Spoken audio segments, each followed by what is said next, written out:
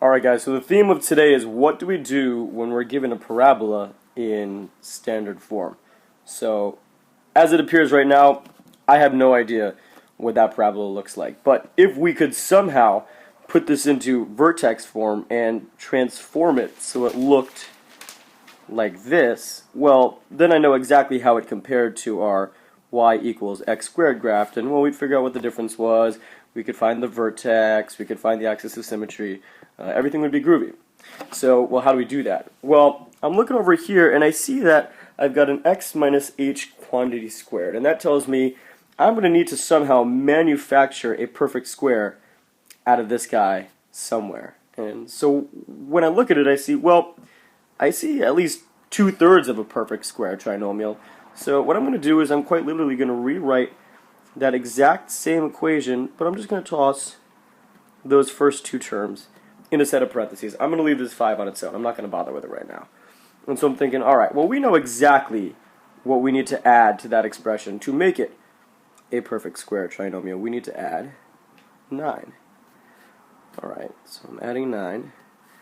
And we've got this 5 left over from before. Well, obviously I've done something to this right-hand side of the equation. I've added a 9. So right now, the equation is no longer balanced.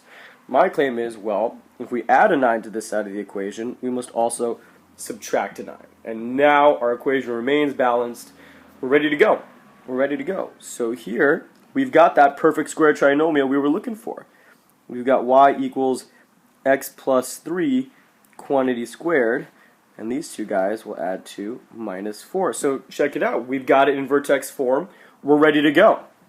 I claim that our vertex is going to be the ordered pair, or the point -3, comma -4.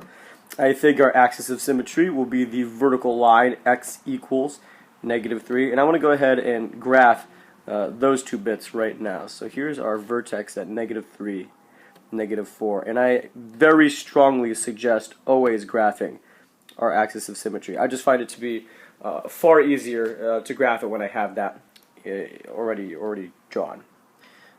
So now we got to figure out, well, we know it's going to be an upward facing parabola, so I hope we kind of have a rough sketch in mind of what it's going to look like, but we want to be pretty accurate. Well, one thing I often do is I just find my y-intercept. Now, we can certainly plug in x equals 0 here and solve for y and find our y-intercept, but to be quite frank, I think it'd be easier to plug in x equals 0 here. I mean, there it is. There's our y-intercept. Our y-intercept is indeed 5. You know, this standard form of a parabola is good for just about nothing, except finding the y-intercept. So here's our y-intercept.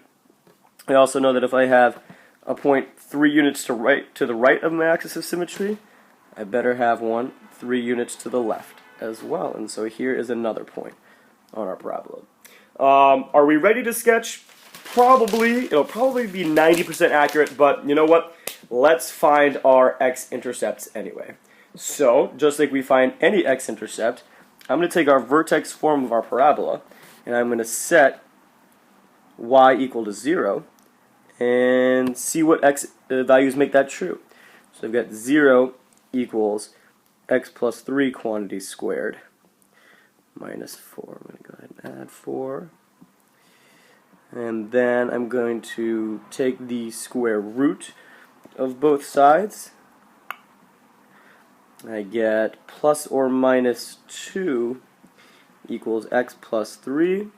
And so I think that the coordinates of our x-intercepts will be -3 plus or minus 2, or we could say -5 and -1. So let's go ahead and graph those two x-intercepts. There's one of them, there's another one of them, and you know what, I'm feeling pretty good about graphing this parabola. I think we're ready to go ahead and sketch it. And so,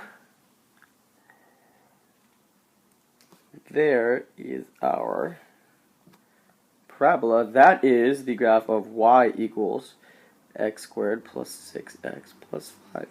So we took it in standard form, put it into vertex form, and graphed it as usual. Note to self, we did get some really nice x-intercepts, which means, if you hadn't noticed already, we could have just factored our original parabola as x plus 5, x plus 1. So no surprise that our x-intercepts, if we were to set y equal to 0, would be negative 5 and negative 1. Now, note that this is not always going to factor.